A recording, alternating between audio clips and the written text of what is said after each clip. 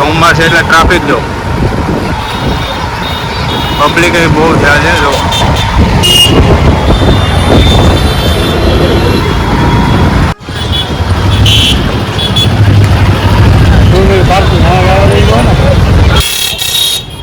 તો મિત્રો આપણે અહીંયા ગાડી પાર્કિંગ કરી દીધી છે ને હવે પાર્કિંગમાંથી આપણે મંદિર તરફ જઈએ છીએ. પાર્કિંગમાં પણ બહુ ટ્રાફિક છે અને કંઈ પોઈન્ટ લેવાની કે એવી કંઈ સુવિધા તો નથી. ગાડી મૂકીને નીકળી જવાનું. તો મળીએ મંદિરે.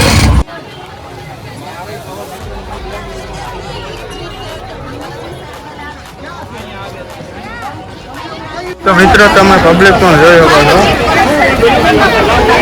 તો તમે વિડીયોના માધ્યમથી દર્શન કરી લીજો. અંદર ફોન કે ફોટોગ્રાફી કે એવું કંઈ એલાઉડ નથી એટલે વિડીયોના માધ્યમથી તમે દર્શન કરી લીજો.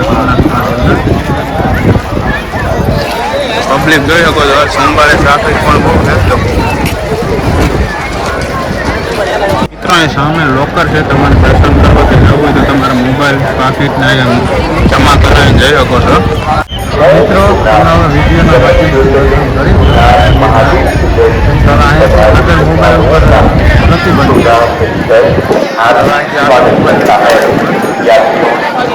આથી પબ્લિક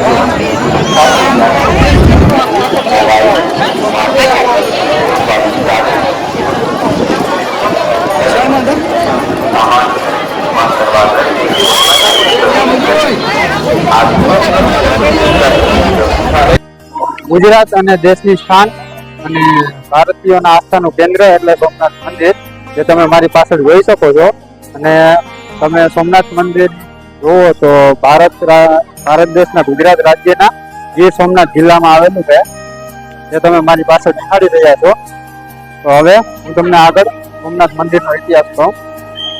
તો મિત્રો, સોમનાથ મંદિરનો ઇતિહાસ એવો છે કે સોમનાથ મંદિર પશ્ચિમ કિનારે આવેલું છે અને ભગવાન શિવને સમર્પિત એક પ્રાચીન મંદિર છે. તેનું નામ સોમનાથ, સોમ એટલે કે ચંદ્ર અને નાથ એટલે કે ભગવાન એમ શબ્દ પરથી બનેલું છે. એનો અર્થ એવો થાય છે કે ચંદ્રનો ભગવાન. અને આમ મંદિર ભારતીય સંસ્કૃતિ અને ધાર્મિક ઇતિહાસનું એક મહત્વપૂર્ણ સ્થળ છે અને તેનો ઇતિહાસ ખાસ કરીને મહાભારતના સમયગાળા સાથે સંકળાયેલો છે. તો મિત્રો, એવું પણ કહેવામાં આવે છે કે 1025 BC-માં ગઝનવી સુલતાન મહેમૂદે સોમનાથને તેના આક્રમણનું લક્ષ્ય બનાવ્યું હતું અને મંદિરને નષ્ટ કર્યું હતું. આ ક્ષણ પછી પણ હિન્દુ ધર્મ પ્રત્યે ભક્તિ અદ્રશ્ય થઈ ન હતી અને સોમનાથ મંદિરના પુનઃનિર્માણની પ્રક્રિયા શરૂ થઈ હતી.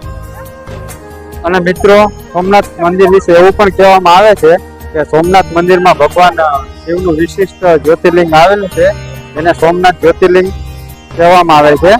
આ જ્યોતિર્લિંગ ભક્તો માટે એક મહત્વપૂર્ણ પરિક્રમ સ્થળ છે અને ભક્તો અહીં તેમના ઉપવાસ કરવા આવે છે. સોમનાથ મંદિરનો ઇતિહાસ તેની પ્રાચીનતા, સંસ્કૃતિ અને ધાર્મિક મહત્વને પ્રમોટ કરે છે.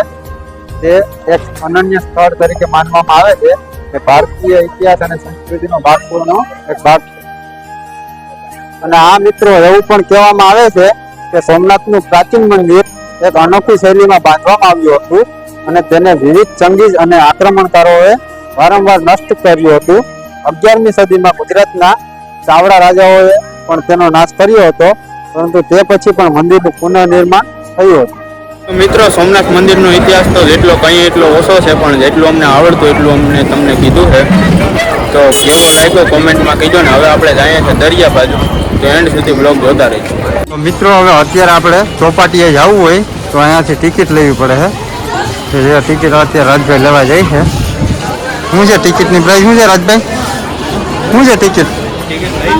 હા, લઈ લ્યો પછી રાજભાઈ. ટિકિટના ચાર્જીસ છે પર પર્સન 5 રૂપિયા. તો રાજભાઈ ટિકિટ લઈ લીધી. મિત્રો, એક જણાની 5 રૂપિયા ટિકિટ છે. જોઈ લ્યો, આ છે ટિકિટ અમારા 2 જણાને. એક જણાની 5 રૂપિયા, 10 રૂપિયા છે. હવે આપણે અંદર પ્રવેશ કરીએ. અહીંયા ટિકિટ ચેક થાય છે.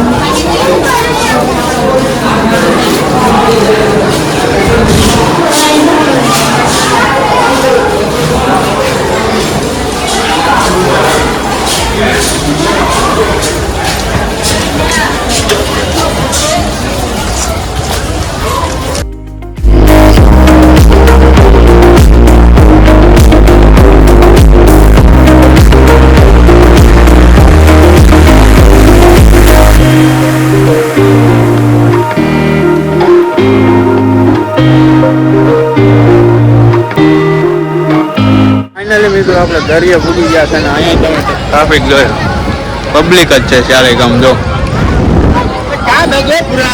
ડોલર, આનું નામ છે ડોલર. મિત્રો દરિયા બરિયામાં નાવા જવાય નહીં, હમણાં તોફાન છે વરસાદના કારણે. આમાં નાવા બાવા જવાય નહીં અને પબ્લિક જોવો તમે. શ્રાવણ મહિનાનો છેલ્લો સોમવાર છે એટલે પબ્લિક બહુ જ છે. મંદિરમાં બહુ ટ્રાફિક છે દર્શન કરવામાં. અને અહીંયા જવું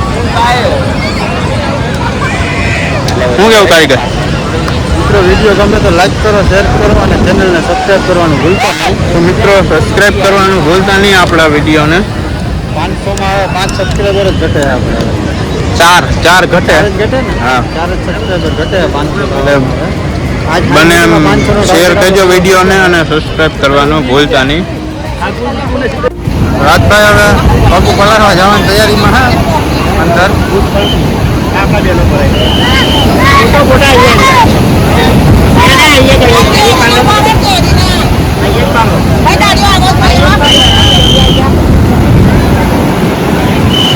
તો મિત્રો આ છે આપણે ચોપાટી નજીક એટલે કે સમુદ્ર કિનારે વિશાળ એવી હનુમાનજીની મૂર્તિ જે તમે દર્શન કરી શકો છો.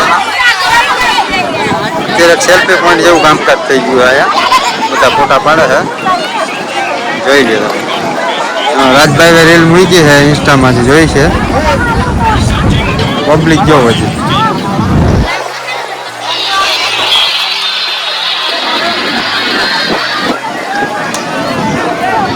મિત્રો હું ને કારીગર આવ્યા શોપિંગ સેન્ટરમાં. જો મારે ચશ્મા લેવા છે. કારીગર રાજભાઈને ચશ્મા લેવા. રાજભાઈ એકવાર હવે મારા ચશ્મા ગોતી હાલો. અહીંયા જો આ બધું વેચાય છે, ત્યાં હવે મળી જાય ને. હતા પણ જટાશંકર ગયા ને ખોવાઈ ગયા. કા નાવામાં ક્યાંક પડી ગયા. અહીંયા છે કારીગર માનવ ચશ્મા, ઘરમાંથી ચશ્મા લઈ લઈએ. આમાં ગોતોમાં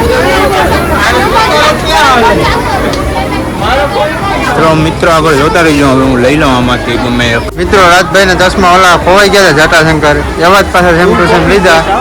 કોપી ટુ કોપી. હા ભાઈના કેવા કળા છે કોમેન્ટ કરી દીજો. ટુ કોપી આપણે પાસે જ જોઈતા. મિત્રો હવે પાણીની તરસ લાગી છે જોરદાર. હવે ક્યાંક પાણી પીને સોડા બોડા દબાવીએ તો થોડુંક પેટમાં રાહત થાય. હવે લીલો નહીં રહેવા દે યાર. લીલાને તો મરે ને પાટું. લીલાને તો માંગતો ને 100 રૂપિયાના માંગ લીધા. આંબેરજા લીલા શું કહી રાજો?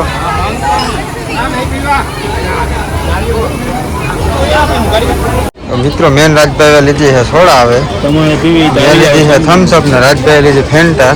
તો પીવી હોય તો આવી જાઓ મિત્રો હાલો. 20 ની આવે ને પૈસા લીધા. હા રાજભાઈનું કેવું એવું છે કે 20 વાળી બોટલ આવે છે. હા ગમે ત્યાં અહીંયા પછી 5 રૂપિયા એક્સ્ટ્રા લીધા. ટેક્સ લાગો તમને પુગાડવાનું. ઠંડી કરવાના. તમે કહેજો મિત્રો આવું થવું જોઈએ કે ન થવું જોઈએ, કોમેન્ટ કરજો. તો મિત્રો હવે હું કારીગર જાય છે ગાડી પાર્કિંગમાં આવી ગયા છે. અહીંથી જવું છે ત્રિવેણી સંગમ. ત્યાંથી પછી કંઈક ખાવા જઈએ. કાં કારીગર ખાવું ને હવે ભૂખે લાગી જોરદાર. કંઈક ખાઈને ત્યાં રહી આવજે પહેલાં, ત્યાંથી હવે સીધા ઘેર. તો આગળ જોતા રહી ગયો ત્રિવેણી રહી આવજે.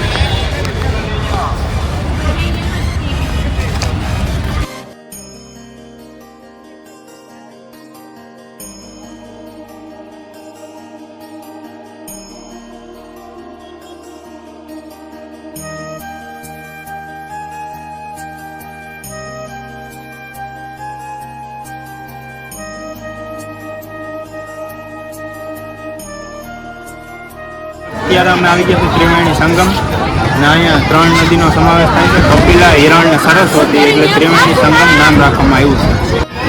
તો મિત્રો ધાર્મિક માન્યતા અનુસાર એવું પણ કહેવામાં આવે છે કે અહીંયા ત્રિવેણી સંગમ પિતૃના મોક્ષ માટે જીવો બાળીને આ લોકો જે એને દાન પુણ્ય કરવાથી પિતૃને મોક્ષ મળે છે.